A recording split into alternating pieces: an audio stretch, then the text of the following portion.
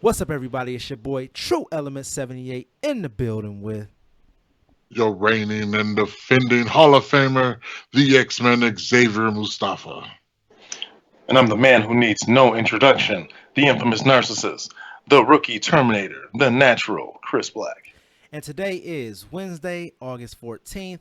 And today you are listening to Saturday Night SlamCasters, and we're here to discuss WWE Summerslam 2019, NXT TakeOver Toronto, and the fallout that happened on Raw and SmackDown this week. How you guys feeling tonight? Feeling good, Oh, feeling great. yeah, good, considering personal stuff. So we've had a full week of wrestling, and there's much more to come later in this week. I'm gonna let you guys kick things off with your church announcements. All right, well, I'll start out and let everybody know that we are a couple of days away from to be determined live from an X-Ray Arcade. Legacy Pro Wrestling returns. This is our big show right before the bigger show, which is the Showcase of Champions. We're going to have the finals, not the finals, the semifinals of the Next Generation Championship Tournament, where Chris Black will be probably getting them hands from Devin August. And then we have Zach McGuire in the ring with the Canadian anarchist Skylar Reed. We also have TC Washington. He will be challenging the champion Neil Dillinger with Angel Armani in his corner with yours truly as the special guest referee. And I want to let you guys know it is hard to find a 5X referee shirt, so I'm going to have to be creative. So you're going to have to come down to the show to find out. Again, it's X-Ray Arcade. Tickets are available now at xrayarcade.com, legacyprowi.com, and also on Facebook, which is also facebook.com/ Legacy Pro WI. And I can't even top that. Just for the fans that know that this is going to be a very big show for Legacy Pro Wrestling as the shows are going to be getting bigger. This one is actually the one before our largest show of the year, Showcase of Champions. So you're definitely going to want to see this show coming up this Saturday to know what's going down next month, which I will be in the finals and be winning that next generation title. Don't be smiling, True Element. You know what's going to be. You know what's going to happen. I think you're gonna get them hands from Devin August, man. He's been talking Yeah, a right. whole bunch of Baby smack. hands. Hey, man, babies be scratching their own face. Imagine what it do to yours. Okay, yeah, you're gonna see you're brutal. I'm gonna hurt that boy. But that's what these guys have going on this weekend. Like I said, it's been a full week of wrestling already, and we're just in the middle of August. Just wait till you see what it's gonna look like starting in September. But like I said, we're here to discuss NXT Takeover Toronto, SummerSlam, and the fallout that happened on Raw and SmackDown. We'll kick things off talking about NXT Takeover 2019 or Toronto, should I say, not 2019. NXT Takeover Toronto, which happened on Saturday night. What were you guys' thoughts on the show? Thought overall, I thought it was a great show, but I can see how some people feel that it's kind of lost its luster a little bit. Like it was still a good show, but it wasn't as great as some of their other shows they've had this year. Yeah, I mean NXT has always got a reputation of having like real solid shows. A lot of times better than the main show. This one was probably the weakest of all the NXT shows this year. Not to say that it was a bad show. It was definitely a good show. Definitely had good wrestling. It just I don't know. They always set the bar so high for themselves. I don't think that they hit that mark in this show. Yeah, and you guys that tune into our shows constantly, we switch things up where we don't necessarily go match by match, but we just highlight the things that were either piss poor, exceptional, or just really just stood out on the show. One of the things that stood out for me on this NXT show was the fact that the Street Profits retained the NXT Tag Team titles, even though they've been making those appearances on the main roster. I don't know what the plan is going forward with those guys now. You guys got any thoughts? I thought the match was awesome, though. I think that like a lot of people give the Johnny Gargano and Adam Cole baby match, match of the night, match of the year, or whatever. I like that match but we'll get into like my full thoughts on it. But I think that this tag team match was actually match of the night, in my opinion. What you guys think? I like the Street Profits as a tag team. However, I think they're being just a little bit overexposed on Raw. Yes, they're dripping with charisma, but they've got kind of I don't know, a short-lived charisma. Like I think that they can become annoying really quickly. So I don't know what they need to change with that, and I'm confused about this move of keeping them the NXT Tag Team Champions, but yet they're just always on Raw. I don't get that. Yeah, first starting with their match, I thought their match was pretty awesome. I'm a fan of those guys as a tag team, as wrestlers. Not so much of the backstage shenanigans because sometimes I think it is a little over the top. But then at the same time, I don't mind them guys putting themselves out there like that because you got to think about people like The Rock and Chris Jericho and all those guys. Those guys got famous by putting themselves out there. So I don't want to sound like I'm trying to hold them back or anything. But sometimes it does get a little as I like to say, that C word that rhymes with room. Uh, but but yeah, I thought the tag match was great. I do agree with you. They are being a little overexposed on Raw.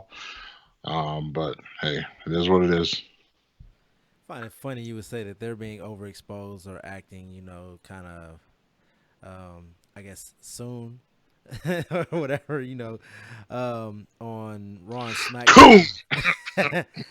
Yeah, it's kind of funny because you think about how the New Day, when they first started, like I felt like the New Day were being overexposed and that they were doing a whole bunch of shucking and jiving early on in the New Day gimmick. Even to this day, I still feel like it's still a lot of shucking and jiving from them, like the throwing of the pancakes, the gyrating of the hips, and doing all the things they do. But it got over. I think that the Street Profits are That's way more toned down than them. it's like the New Day is kind of like black, nerdy, Coonan kind of, and then like Montez Ford and Angelo Dawkins is kind of like just hood street dude. I I don't know. I think that you just kind of getting. I said this on the last episode. There's really no difference between the Street Profits and the Usos right now, besides the fact that The there have. Usos, they're a little. I don't know about that. I would say the Usos act more coonish when they were talking about locking people up in the Uso penitentiary, and Jay definitely he can't even put the malt liquor down. He couldn't even get into Canada. So like I don't know The malt liquor. I who's guess acting. He's drinking that anaconda. I guess my problem is if they're going to be showcased on Raw, why aren't they at least wrestling jobbers or something? No idea. You think that they're saving them for the War Raiders as the first team that they face? Since that definitely No, has that would be a been. bad move because if the War Raiders beat them, then they just beat the NXT champs. And if the Street Profits beat the War Raiders, there goes whatever push they thought they were going to give them. I think that's the one way you could actually get heat on the War Raiders and for something to really pop off with that. Because this whole beating up jobbers thing isn't working, but we're going in a whole different direction away from the NXT show. Um, so, as far as what do you guys think match of the night was in your opinion? Now, everyone probably wants to go, well, I don't know, everyone, not everyone in this podcast, but a lot of the fans will probably argue that Adam Cole and Johnny Gargano is the match of the night, but I'm going to have to go with the triple threat Velveteen Dream, Pete Dunne, and Roderick Strong. I think that gets the match of the night. Yeah, that's my pick too. But I will say probably I think it's a tie between the tag match and the Candice LeRae match as my second favorite. I would definitely put Candice LeRae, Io Shirai as the second one because that match was really, really good. That match actually really surprised me. I didn't think Candice LeRae had so much in her, and I expected her to. I expected. Hold on, I can't remember what my pick was. I don't think I expected her to win. But hey, it was a good match. You know what though? I mean, she's married to Johnny Gargano, so I mean, I didn't expect anything less. Again, you said that. See, Mustafa came by and watched this at my place. Even when he said that, then I was like, what about Brie Bella and Daniel Bryan? There's no or excuse for Brie to be so horrible. or as Dolph Ziggler said, Miz isn't even the best wrestler in his family. It's Maurice. But so what was the weakest match of the night in your opinion? Then Let's flip it. I thought the weakest match was the match I thought was going to be the best of the women's match. Shayna Baszler and Mia Yim. That match was boring, absolutely boring. I was confused because I thought Shayna Baszler was working like a baby face and Mia Yim was more of the heel. But uh, it wasn't. And I'm high on Shayna Baszler, but it just wasn't. This match just didn't do anything for me at all. I missed that match, so I can't even comment on it. Yeah, it just wasn't. It wasn't up to par. It wasn't a normal Shayna Baszler match. And I don't know if I'm not gonna put the blame solely on Mia Yim. Maybe they just don't have good chemistry. Xavier Mustafa. Hands down, that match was the worst. Okay. And I, I just think Shayna Baszler, because I wasn't really a fan of hers, to be honest. She's grown on me. I think starting with the match she had with Bianca Belair, and then I forgot who she fought after Bianca Belair, but I thought that was a good match too. So she grew on me with those two matches. Then I thought she kind of went a step back in this last one. I thought again, I thought the match was boring. Didn't really like the story that they told. And I think Shayna Baszler is probably going to be one of those people. It's going to be more so about her opponents than her, as far as her getting over. Okay. Like I said, I didn't see this match, but I'll just take you guys' words for it that it probably was the weakest match on the card. But at this point, I'm not saying that this was the weakest match to me. I do just want to touch on, or at least ask you guys, what were your thoughts on the Johnny Gargano Adam Cole match? I Okay, so when Johnny Gargano grabbed the chair and hit him with it, I thought that was smart because I thought the second fall he'd pin him right away, and then we go right to the third fall. I think this match went too long. If they were going to do a really long match like this, they would have been better off doing an Iron Man match. I think that would have been better. I think you kind of cheapened those two by having a hardcore match or a no disqualification match. Those guys can put on one hell of a wrestling clinic. They should have done that. They should have done an Iron Man match, honestly. It was a good match. I think it was a little bit overkill, though, just a little bit. My opinion of the match is I think it went way, way, way too long.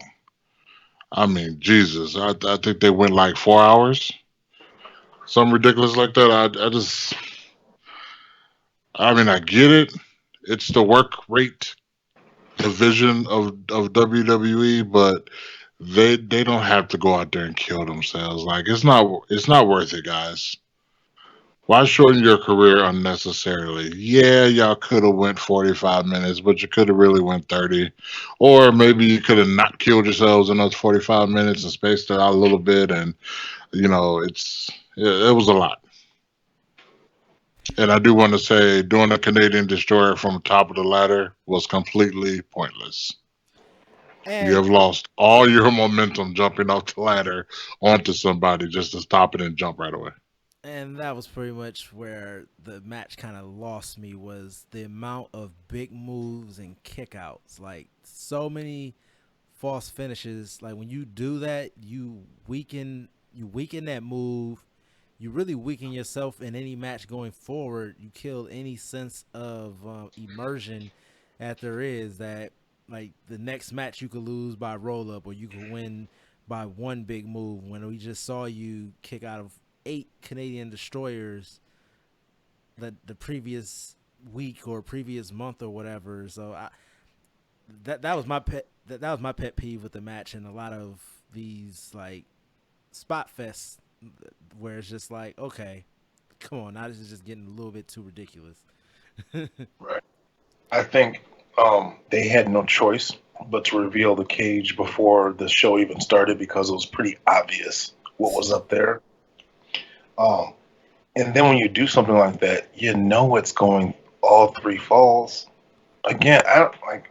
They might as well would call it just the street, three stages of hell match, or like I said, an Iron Man match. I don't know. I just something about this match just didn't feel right. I don't know. I think the match didn't do the guys justice. They did way too much. They could have just well, sometimes less is more. Yeah, I miss the old days. Whatever happened to the cage with the big four walls, then he'll come out and set it up. Come on, Big Blue. Yeah. Big Blue was hurting the people. Yeah, I They're heard like, they're like, we Hogan gotta do had big something. ass welts on his head from his match with King Kong Bundy. Yeah, but they barely even use the cage these days. Actually, in this match, they probably use the cage more than the cage has been used in the past probably 5 or 6 years. But you know something? I think a cage match, to me, the big blue or whatever you call it, even the spray painted black, to me works better than the gate. It just the fencing. It just it does to me. Well, I prefer that than the fencing cage. I prefer it because you can actually, if you're in the crowd, it makes more sense to have big blue or whatever because you can actually see through the freaking holes. It's Right. still not as bad as the Punjabi prison match, but Well, what about the new red Hell in the Cell? let's not even touch that. Right. But yeah, so overall, from what I'm hearing, like I said, I didn't see the Shayna Baszler match, but just the feel of the NXT show to me, I feel like SummerSlam was actually better this year, and I don't remember the last time I've ever been able to say that the main roster had a better show than NXT. Has that ever happened that you can recall? Nope. So No, I think they WWE just finally sucked it up and just I don't know the guys just put on one hell of a show for SummerSlam. the pressure is on them right now. They got very little time to try to build back up their fan base, and they did get a ratings bump for Raw, and that was good. That was for the first and the second hour. It actually went up for Raw. Even more people tuned in, so that's pretty good for Raw. But let's get into SummerSlam. We had 3 kickoff matches. I do want to touch on what happened with Buddy Murphy in the Apollo Crews match. It became a no contest once Rowan came down and beat the piss out of Buddy Murphy, who we saw get the piss beat out of him by Roman Reigns the following week on SmackDown. He So, just getting his ass whooped left and right. so here is where we're gonna kind of merge everything that happened at SummerSlam with the fallout that happened on Monday night and Tuesday night on Raw and SmackDown. Excuse me, respectfully. So with Buddy Murphy, what are we thinking with this whole Buddy Murphy angle that we have going on now, where he's kind of in the middle of the Roman Reigns whodunit saga? If if Oof. the goal is to elevate Buddy Murphy, I'm all for that. But I just have a feeling it's gonna in the end it's just gonna be just really obvious and it's gonna be Daniel Bryan. I would like for it to be Buddy Murphy, but they've already given us, one match, which I didn't get the opportunity to see, but I'm gonna see because I heard good things about it on SmackDown. But I don't know. I think that they need to use this as a way to elevate Buddy Murphy. I'm just gonna say that if Buddy Murphy can produce like he did this week on Raw or no SmackDown, Hmm. what was it on Raw SmackDown? SmackDown, I'm here for it because that match was awesome with him and Roman Reigns. I think people have been sleeping on Buddy Murphy, and I hope that proves to all the powers that be in WWE that he probably deserves a higher spot than what he has. Granted, I know he was cruiserweight champion for a while, and he has some great matches in the cruiserweight division, but he proved that he can get him hands to the heavyweights as well. So Yeah, I love that Roman Reigns match on Tuesday, but I actually enjoyed the Cedric Alexander and Drew McIntyre match on Monday a little bit more.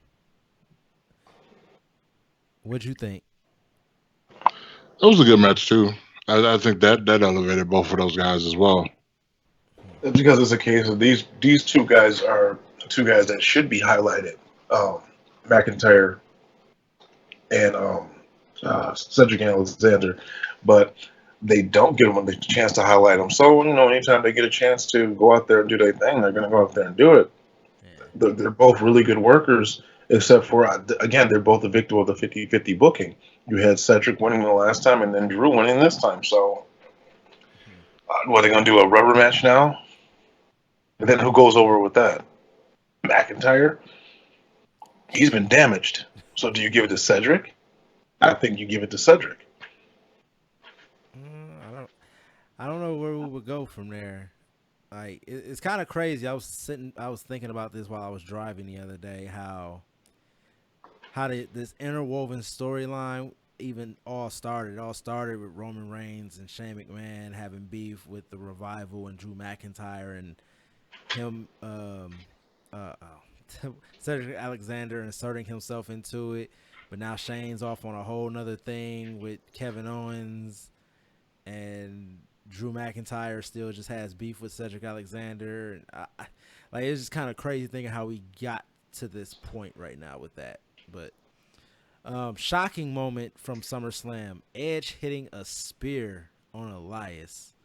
What were the I thoughts did, on this? I did not see that coming. I thought Edge had like a no contact rule or something. He speared him. My jaw dropped. Literally, like, what? Just what? Wait, that was your shocking moment of SummerSlam? Because I thought that moment was okay. No, I he's just mean, saying just a shocking moment. That was oh yeah, shocking, because not we the know that shocking. wasn't the shocking moment, but I know we'll talk No. about that soon. But yeah, when I'm not gonna lie, when that music hit, I felt a certain way. You know what I'm saying? And I was excited to see him, come out, and I knew he was gonna spear him. Just when he got in the ring, I was like, he finna spear dude. I mean, yeah, it was a great moment. I'm glad that reports came out that he actually can wrestle now, but that they probably won't have him wrestle because they don't want to put him No. in that situation again. But yeah, I enjoyed it. I thought it was a nice little spot. He's gonna end up with one last match, and we know it. It's just Yeah, but who? Who would you want to see one last match that Edge can, like, I don't know, give a rub to? Edge Like, is who the do you think could use a rub from Edge? Edge is the one that tried to run over Roman Reigns. Mm, Yeah, I don't think. Well, Edge is the only guy who really got people to boo him and not John Cena. It was Vince McMahon. They're bringing the corporate ministry back. Come on, guys. I was thinking about that. I was like, what if it was Kane? I did it for the Undertaker. It was They John. should do something like they zoom in on like the back of the car, and there's like a his president, not presidential, his campaign for Knoxville. Nah, I said knowing WWE is gonna end up being John Cena, and he did it for Vin Diesel. Wow. It's gonna be The Rock. That would be amazing. I did it. I did it for myself. Like, do you want to know why I did it? It doesn't matter what you think. But next moving on, what you guys think of that the Raw Women's Championship match between Becky and Natalya? We saw what happened, and that's the main reason I'm even bringing this up. Becky Lynch retained her Women's Championship against Natalya. I thought this was pretty good for a submission match. Yeah, but I don't know. It was missing something. I like the what was it, the sharpshooter on the top rope. I like that by Natalia.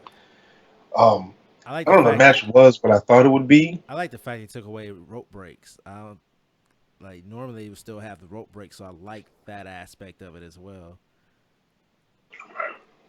I think it was a good match. I mean, it was better than the other women's championship, but we'll get to that.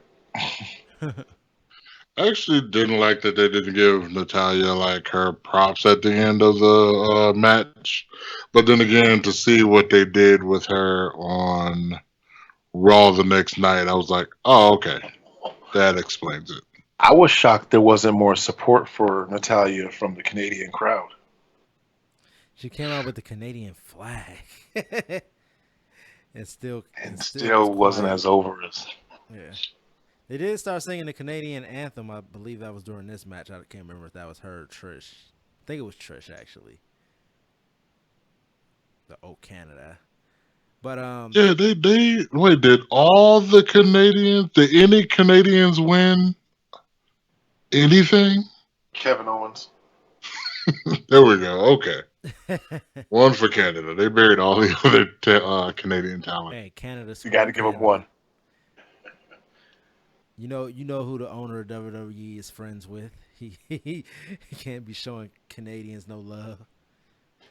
But yeah, so we saw what happened with Natalia at SummerSlam, and apparently, I guess I don't know if it's a shoot or not.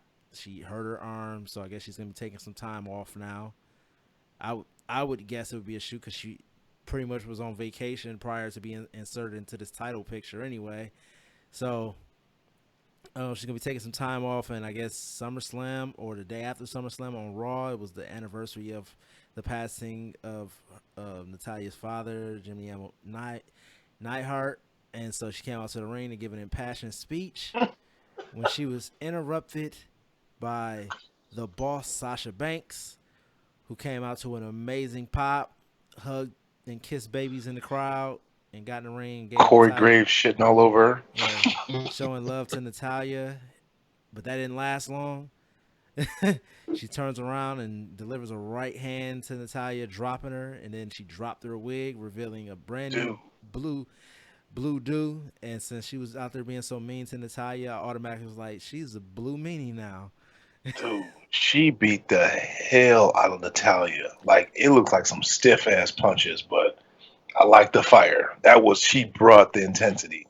And then Becky Lynch came out there and got them hands too. I was like, dang, she whooping on everybody. I said, yeah, that beating that she gave Becky Lynch with that chair. And I don't know if you guys saw the video I posted on social media of Becky actually taking a chair shot to the head during that exchange, and she's like, "Don't worry, receipts are coming, Sasha." And we know what Becky Lynch can do with a kendo stick. Yeah, if you're gonna make an impact, that's the way you make an impact. Though I'll say that put her right back in the top spot for the women's division.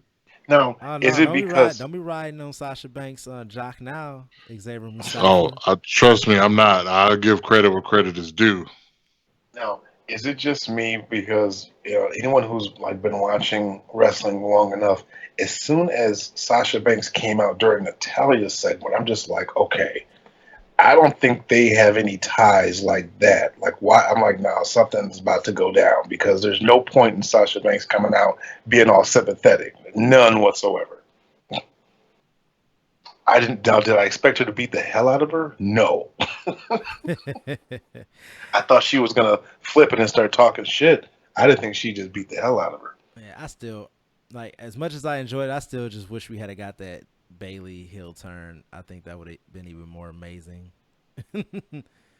Or better yet, they should have been a heel tag team, both of them, Bailey and Sasha Banks. They should have been a heel tag team.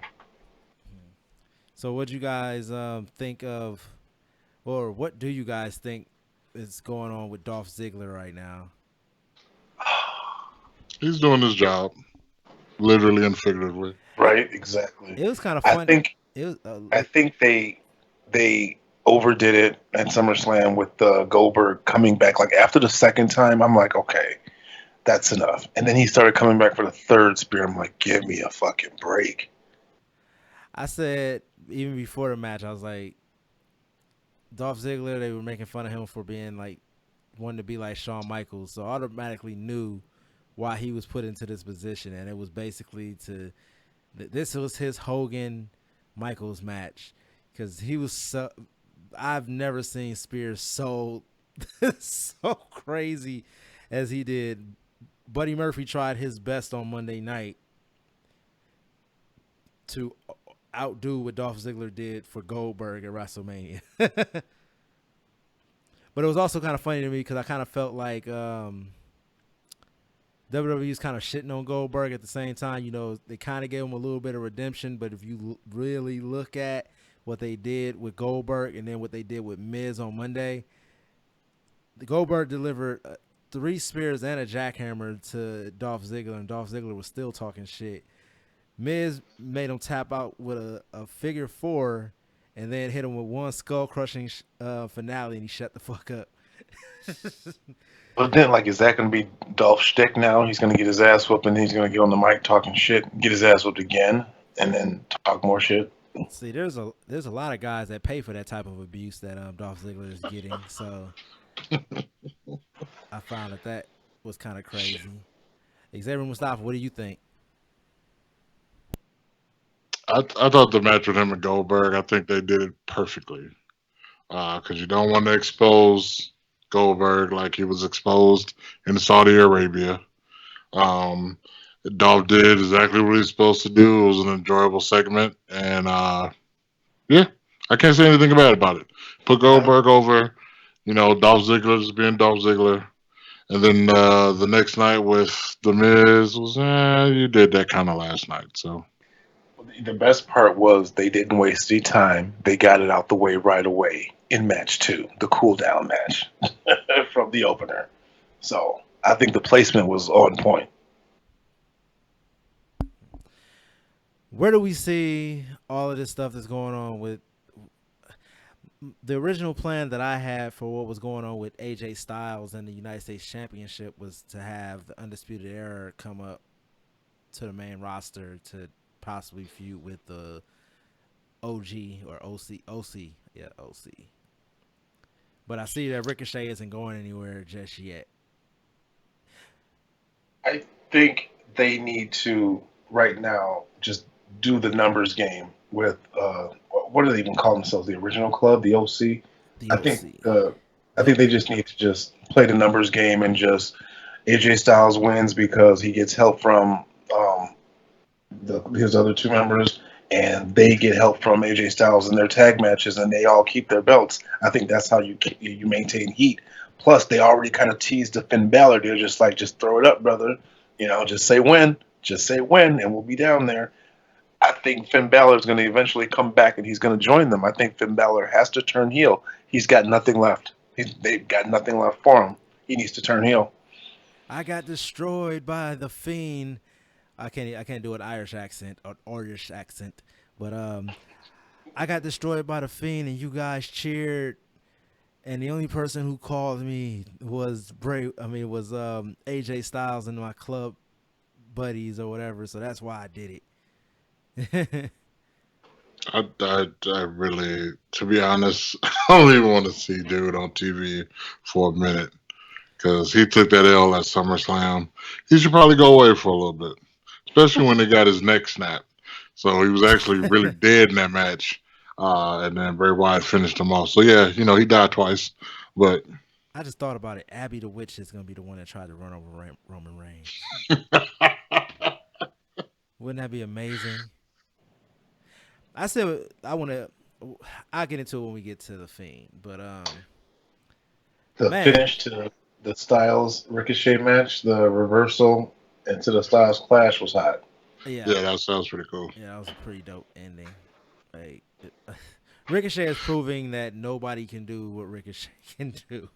Oh, okay. So we're all kind of nerdish. We kind of admit to being nerds. Now, the minute I saw Nightwing. Ricochet, I'm like, why is this nigga dressed like Nightwing? Like, I right away, I didn't think nothing else but Nightwing. I'm just like, why is he dressed like Nightwing? Because he can. He didn't wear that shit Monday night. Well, he didn't wear the top. He wore the pants. He made some great memes though. I think that's kind of cool. A lot of them be cosplaying like on the low, like Alexa Bliss had on blood. Why you say it's corny? I said hers was corny. Why? Why do you say hers is corny? Buzz Lightyear. It made no sense. So what's the difference? Nightwing just because. It made no sense for her character. At least Nightwing is a good guy. Like Alexa Bliss is supposed to be a heel, I guess, and she's out here dressed like Okay. Buzz Lightyear, and See, then and then y'all just hate on Alexa She's Bliss and just to then she's hate. hold on, She hold on, peaking. hold on, can't. hold on. I can't hate on Alexa Bliss as much as Corey Graves was hating on Alexa Bliss during this match for dressing up as Buzz Lightyear, and he's supposed to be a mark for Alexa Bliss. All right. So if he's hating on it, then it was definitely trash. He was shitting See, all over Alexa first, Bliss like she was Sasha Banks.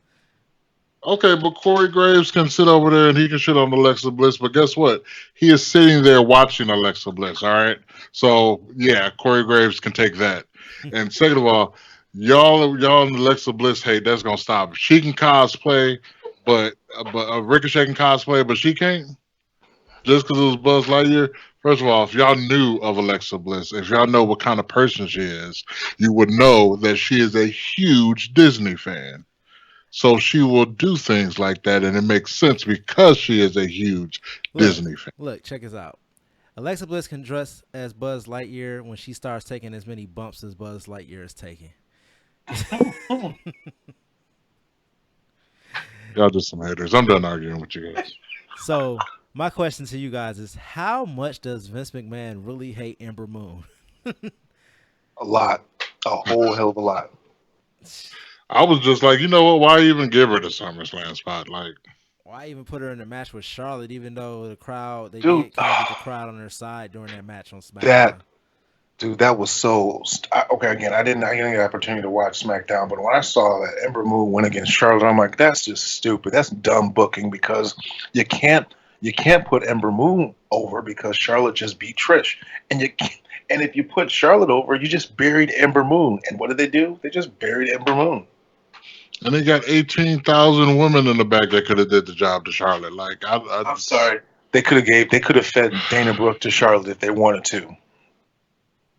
They could have fed anybody to her. Speaking of Trish Stratus, she looked good. You could tell that match had been rehearsed for probably at least 2 months, but You she know what? got out there and did her That thing. was I can't that was probably one of Trish's best better matches. matches. I say it was a And maybe that was because, like you said, they have time to rehearse it. They've got a training center now that she can go and practice.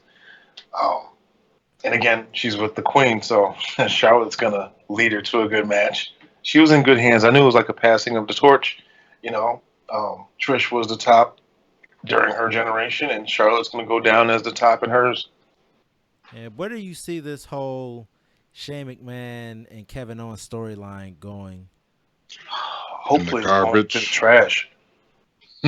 What's dragging it down? Kevin Owens is over amazingly. Like people still care about Kevin Owens, but they don't give a damn about what Shane McMahon is talking No, about. because it's such a copy of the Vince McMahon and Stone Cold, especially with the damn stunner. Do something else. I don't have a problem with them doing the stunner because I've noticed the WWE is starting to bring some of those old finishers back for nostalgia reasons, I guess. Even though they Because you said they got don't want guys stealing old guys' finishers, yeah, but they got the one dude. He's doing the people elbow apparently. Montez Ford. You got Kevin Owens doing the stunner. Like it's like, all right, it's free for all, but I don't know if they're trying to bring those old moves back so people can be like, oh yeah, it's just like the Attitude Era. I don't know, maybe that's what they're trying to do. But I even forgot my main train of thought. What were we talking about? We was talking about Trish still. No, we were talking about where the Shane McMahon and Oh Kevin yeah, Owens is heading. so they trying to give Shane McMahon that Vince McMahon heat, but he does not. He has none of the presence that Vince McMahon has, so it's not working. or He Stephanie. has right.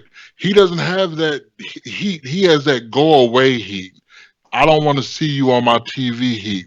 Go kill yourself heat. I know it's a little strong, but that's what I feel is Shane McMahon's problem, and it's forced.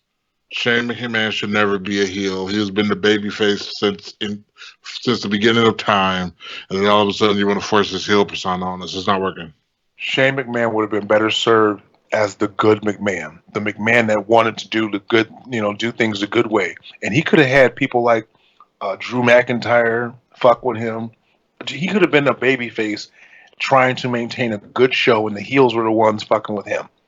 Y'all remember when Linda McMahon was the heel? It didn't work. Nobody brought it. Well, Just like Because, nobody's buying Shane. well, I mean, actually, well, I guess Stone Cold I did want to, I Stunner, want but to, like, well, who's gonna take out Linda McMahon? I want to address what you just said because I said this was just the inverse of what happened 2 years ago. Remember, 2 years ago, Kevin Owens was the bad guy trying to rip SmackDown apart, and Shane McMahon was trying to be the good manager and keep things together. That was the storyline. Kevin Owens head butted Vince McMahon, and busted him open, and him and Shane had a match. This is all just role reversal right now, and they're acting like that stuff never even happened. That is not even being addressed. But see, like, well, again, I think I don't want to go down another tangent, but it's just like the evil owner storyline is played the fuck out. You're supposed to have a baby face owner because they want to do what's best for business because they're fucking baby face. You have heels that are coming in. Let's just like let's say I'm gonna throw a name out there like the NWO coming in and causing all kind of hell. The good general manager, the good owner, is trying to maintain peace on his show. So he throws them baby faces, and maybe the baby faces keep getting fucked over, and the heels maintain their heat. That's good storytelling. This bad boss persona shit needs to go away. It needs to die. Hmm. Well, the only bad boss we need is Sasha Banks. I guess that's what you're saying. Exactly. Or should I say horrible bosses? We don't need that. We don't need that one either. But she's doing a better job than the other one. So Hey, and she can take bumps, so Kofi Kingston, Randy Orton, we are not done with this storyline. I think that they did the right thing this week on SmackDown. They turned the heat up on the feud because it what they went into SummerSlam with was really a storyline for the smarks. It wasn't really a storyline for the masses. They don't understand what it means to be held down by Randy Orton and all of that type of stuff. Like how is Randy Orton holding you down or holding you back? And especially if you go back and really look at that time, like that was wasn't that Randy's like legend killer? He was going around kicking everybody in the head, wasn't he? Didn't he like kick Vince McMahon in the head? So none of that stuff really makes any sense to the casual fan. So now I think they're giving us something to really sink our teeth into going forward with Randy and Kofi. I was actually kind of surprised they didn't have Randy mess with Kofi's family. I guess you look at the New Day as family or whatever. But the fact he delivered an arcade to all three of them, I think that creates a whole nother dynamic for the New Day as well. And the Well, fact that they lost that match too. So, and Kofi was nowhere to be around when they got pinned. So, I don't know. Well, like you said, I think the storyline was for the smarks because this is the story that I mean, people have heard this story for years. How Randy Orton, the whole stupid, stupid, stupid part of the match, and him complaining to the brass in the back, how Kofi was held down. We've all heard this story before. This is nothing new. They're just putting it in the limelight for the general audience now, so everyone else can be like, oh, because it's good when you do work shoots when you mix a little bit of real life into the storytelling. It good makes for good storytelling, and I'm like you said, they did the right thing. The match ended with no decision. Well, technically, Randy Orton won. That's the only reason why I didn't win. I didn't lose the Burner Bliss challenge. I needed Randy Orton to win, and Kofi was disqualified. It wasn't a double count. It was Kofi got disqualified. So Oh, they said it was a I, double. I want to see They the said it rest was of a this double feud. count out on Oh, didn't WWE.com. they? It said double count out, and it was a double count out. Oh, So nobody won. hmm, okay. Yeah. So Still didn't get them points though. So yeah, you would have been eating those Burner Bliss chocolates right before your match. But our next challenge is gonna be one that nobody can cheat at, and it's gonna suck. I want to say first of all, I didn't cheat. I followed the rules to the T. he ingested the chocolate. I even asked what the rules were. I asked them to repeat it to me, and I repeated them back. So, yeah. The way you swallowed them chocolates, man, made me. I don't know, man. It was some big old chocolates, man. You've been I doing it. don't know. I don't know what you're insinuating there. If I catch you doing the cucumber challenge on my Instagram, man. But speaking of Instagram and things that have been floating all on the internet lately, the Fiend made his debut and snapped the neck of Finn Balor.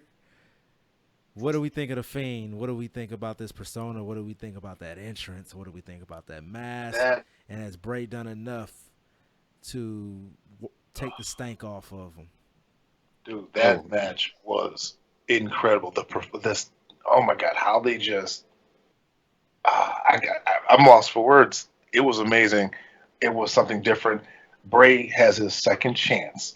I hope that they don't fuck this up because he did everything right. He wrestled differently. He was more aggressive. The only thing I didn't like was the whole neck snapping thing because, like Mustafa said, that should finish. That should be the end of the match. But I don't know. Other than that, I was sold. I don't want them to ruin this character. I think he needs to go on a winning streak. I've even heard people say that they don't think that the Fiend should be on Monday Night Raw or SmackDown. He should maybe make an appearance, but he shouldn't wrestle matches until it's the pay per view. At least not right away. Maybe until Royal Rumble. He only wrestles during the pay per views, and maybe he has an appearance here and there, and he attacks people here and there, or does the Firefly Funhouse. But I don't think you can have Bray Wyatt wrestling as the Fiend every week. If you do that, you're going to ruin it. if I'm not mistaken, he was not on Raw or SmackDown, right? Nope. Nope. I was just to say, okay, I hope I didn't miss it. They didn't even Um, mention him or show any highlights or anything. I think if anything, we should get Bray Wyatt on Raw and SmackDown. Not Yeah. wrestling, but doing the Firefly Funhouse. And that's all we get, but we get the Fiend at pay per view and special events. Um, my my thoughts on the whole thing is, and granted, I look at this from a promoter standpoint, which I think the fans look at it too. I hate when people say in wrestling that the little things don't matter. Bray Wyatt is one of those people that actually lets you know that all the little things matter. From the moment that light shined on him when he made his entrance, the way he walked, the way he moved with that lantern, the way he sat it down and got in the ring, and every little thing that he did made you believe in that character. Everything he did while he's wrestling, everything he did after he got done wrestling. And I want to say, all you new indie guys coming up in wrestling, if you want to study somebody right now in the present day, Bray Wyatt has got to do it. This is a man who has reinvented himself. This is third gimmick in the WWE, and I don't know too much about the Husky Harris Harris. stuff, but I mean, even the Bray Wyatt stuff, and then the stuff that he's doing now, he has always been a very, very good with the theatrics and everything, like all the Yes. important The stuff in wrestling. presentation. So The presentation is always good. exactly. I mean, I couldn't even critique that if I wanted to. It was great from top to bottom. Yeah. People are saying like he's this generation's Jake the Snake minus the drugs. And you don't even know about that. Well, we know infidelity is he's down with that a little bit, but Yeah. I had a couple of theories and or what I would do with the Fiend going forward. There's two ideals. Well, there's three ideals I really got have. One is the ideal of the Fiend and the Firefly Funhouse, kind of what you just said, Xavier Mustafa, about how like the Fiend shouldn't appear on Raw or SmackDown. Besides, like attacking people the way that it's been going, and Bray as the Firefly Funhouse host should never show up on Raw in person or on SmackDown in person. And I kind of came with this theory watching The Fiend and thinking about the entrance with the whole severed head as the lantern thing that The Fiend did. Have you ever seen the movie Sucker Punch? no. I never seen that. There's another movie where they had a scene in there that's gonna be kind of what I'm about to describe, where the person is actually. Oh, it was. We all saw Upgrade because we did a review of it. Hmm. So remember how an Upgrade, spoiler alert for anybody who hasn't seen Upgrade, fast forward probably 2 minutes. Remember how Upgrade, when the chip or whatever took over his body and he was trying to fight it and it broke his mind, and so he thought he was still in control or back with his family or whatever the case may be, and so he was stuck on that loop. But the machine had actually taken control of his body. What if that's the whole concept behind this Fiend character, is that it killed Bray Wyatt, but Bray Wyatt still lives on thinking that he's in peace and tranquility in the Firefly Funhouse. And that's what the severed head symbolizes, is that the Fiend has completely consumed his body and soul. Well, that would work, but he's already acknowledged like the Fiend, and that he and seems accepting of it, so that wouldn't work. But No, because that's why the Firefly Funhouse is so over the top, because it is kind of like in a like another dimension. It kind of seems like it's like not of this world, not of this reality. It would still work, because think about Upgrade, how he had to relinquish control. He had to keep giving it control, but eventually it just completely consumed him and he no longer had control. And it also put him in a spot where he felt like he was in control. Because remember on the Firefly Funhouse, he said the Fiend is here to protect us. So it's almost like an Upgrade, that chip was there to protect him at a certain point. Remember, first he was scared, he was killing people he didn't understand, he didn't want to do any of that, and then eventually he was just like, you know what, you're better at handling all of this and doing this investigating stuff, so I'm gonna just let you take over and protect this, because I can't do it without you. And so Bray could have, he could accept the Fiend and like, let me in, like, just let me, like he created the Fiend out of necessity to survive. Right. And think about where his career was going. He was dead in the water. So literally, the Fiend was created out of necessity to survive in the WWE. You know, it's great. Like, who would thought we would be having this discussion about a wrestling character? It's because there's layers to it. That's good storytelling. There's layers to this character. But like I said, I think that's what the severed head symbolizes, is that Bray Wyatt has been killed. The Fiend has completely consumed his body. But the Fiend left him with this little space where he feels like he has control, and that's the Firefly Funhouse. Right. Now, if they wanted to, the other direction they could go is that Bray Wyatt does show up in the real world on Raw and SmackDown, and I would sacrifice this guy for this storyline. I would sacrifice Aleister Black in this storyline, where he wants somebody to come and fight him, to come to his room, and Bray shows up as Firefly Funhouse Bray. And like, you hear the knock at the door, and he gets up to answer it, and you don't see who it is. All you hear is a voice say, "Let me in." And you know what it is. And then, like, Aleister Black, next thing you hear is Aleister Black, like, beating the person up or whatever. And then the Fiend is there to protect Bray Wyatt, and we get a Fiend versus Aleister Black. But really, what I was telling somebody earlier is that the direction I would really go with the Fiend is to right all of the wrongs that happened to Bray Wyatt in his career in WWE. So he was supposed to have the match with Finn Balor, didn't happen because he got the mumps or whatever, so that match never happened. So now the match happened, he destroyed Finn Balor. So then we go to Bray taking on Roman Reigns. He beats Roman Reigns. We go to Bray facing Randy Orton. He beats Randy Orton. And then we go back to the biggest mistake that WWE probably made, is he goes back and he faces John Cena, and he retires John Cena. That'd be something. That's what I would do with the Fiend character. Yeah. Like we just said, the Fiend was created to protect us, and so the Fiend is going to right everyone who wronged Bray Wyatt. That's a good point. I'd actually be interested to see what would John Cena, the character John Cena, do against an opponent like the Fiend. Like, what does John Cena do? Super Cena versus the Paranormal. And Super Cena probably won't get that ass whooped. But that's what I would do, and that's just going off on speculation. I hope you guys enjoy story time with True Element 78.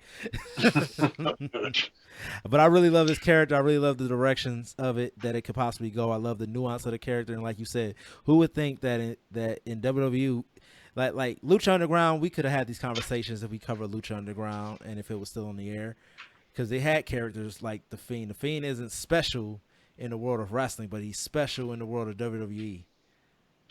Yeah, especially in the world of WWE because they really don't do stuff like that too often nowadays. Back in the day, you had your Papa Shango and stuff like that, but hasn't been a character like that in this era, except for the ones like the Undertaker that are still here from that era, and also like that they've taken months to build up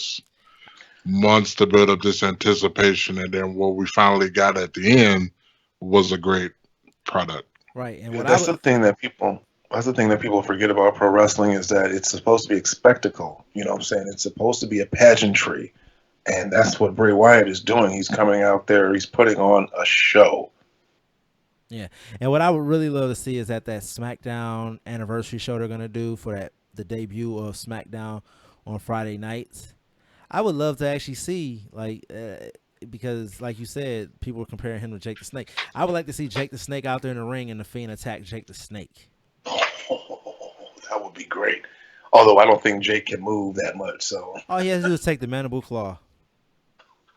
I don't think he can do all that. Jake the Snake falling to the ground might hurt something. He puts the mandible claw on Damien. I'd pay to see that. Or he steals Damien, and that gets Ooh. and he makes that into something for the Fiend. Like the Fiend comes out with a snakeskin mask the next week or something. That's crazy.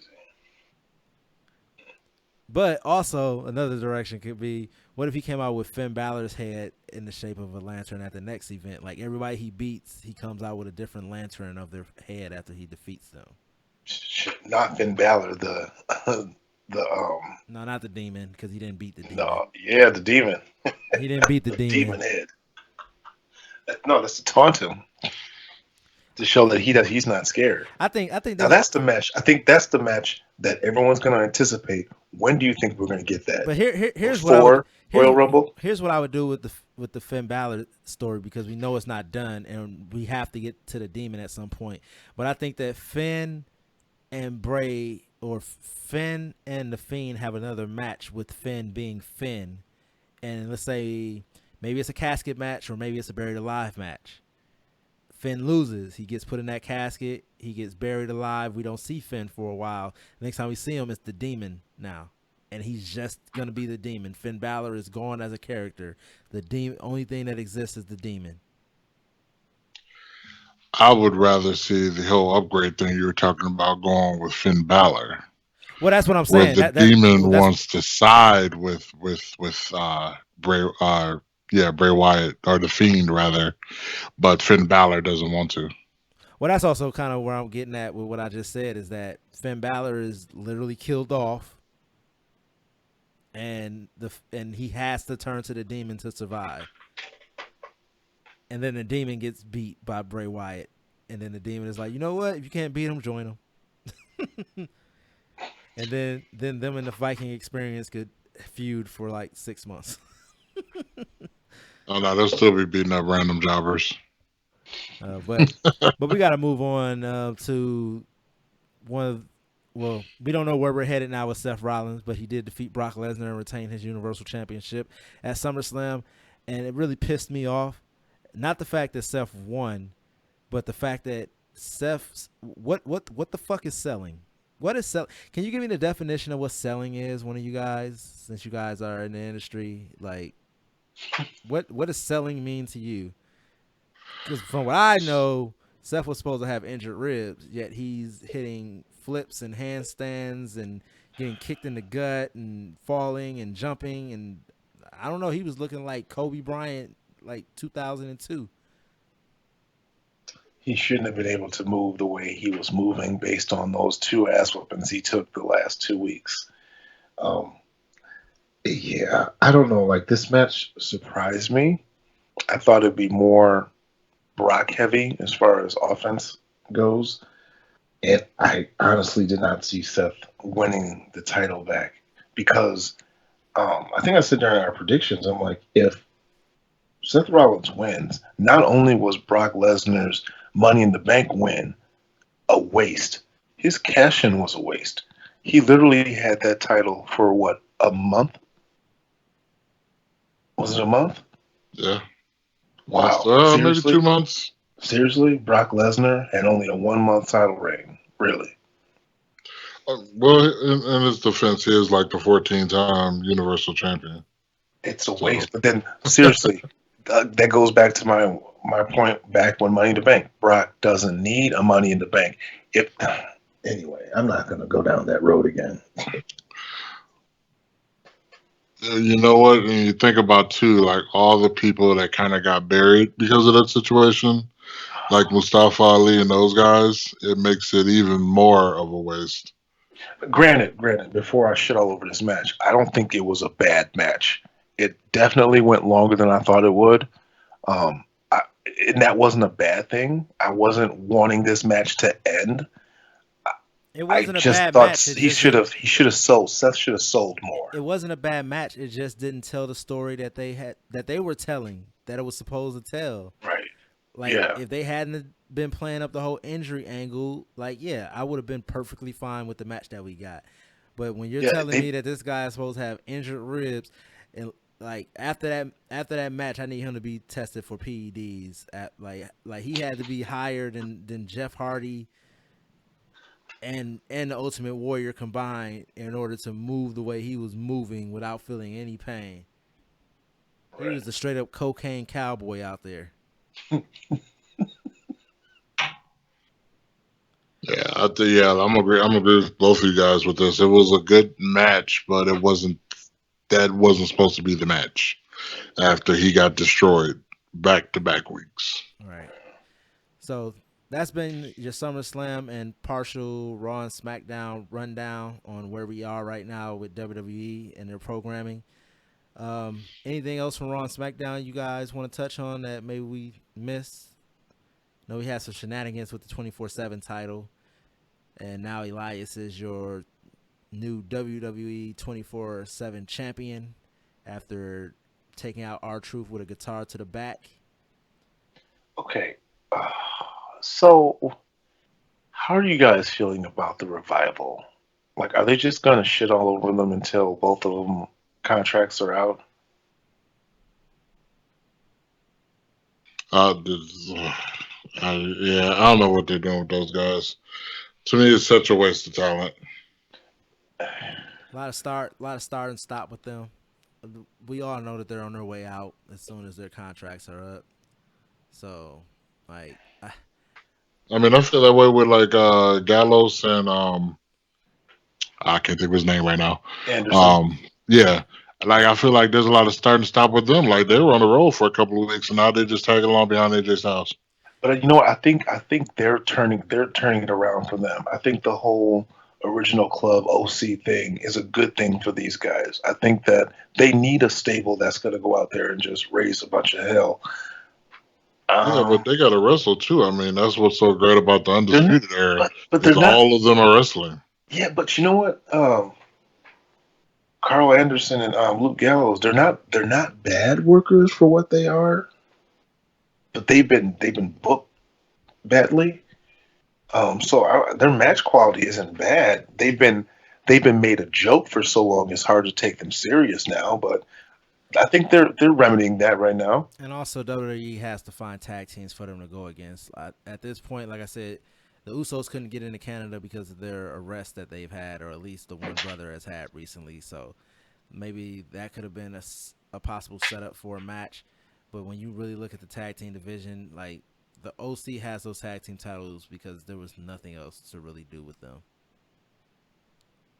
But other than that, I can't think of anything else from Raw or SmackDown. The point that sticks out in my mind the most from Raw is Sasha Banks' return and the beatdown. Yeah, And I'm looking forward to Becky Lynch and Sasha Banks. and we got to see if we're going to get this rumored Braun versus Seth match, which I don't want to see. They were in the process of rehabbing Braun Strowman, and for him to get sacrificed to Seth Rollins would make absolutely no sense. Seth Rollins Okay, is either going to be the transitional champion for for Braun Strowman, or we need not have this happen. I was confused when Braun came out. I'm like, so is he gonna turn on Seth. But are they? I guess they call this. Are they calling a slow burn with this one? Because we know something's going to snap between Braun Strowman and Seth. Is that the next person they're going to put in front of Seth? Because I have a hard time thinking they're going to stick with AJ Styles because he's got the U.S. title. So it seems like Braun Strowman would be the one that they go to. But against Strowman, just like McIntyre, they've messed him up for so long. It's hard to take this guy serious. I feel like based off the way they've used Strowman the past couple of weeks, I think they're kind of doing a reset on him.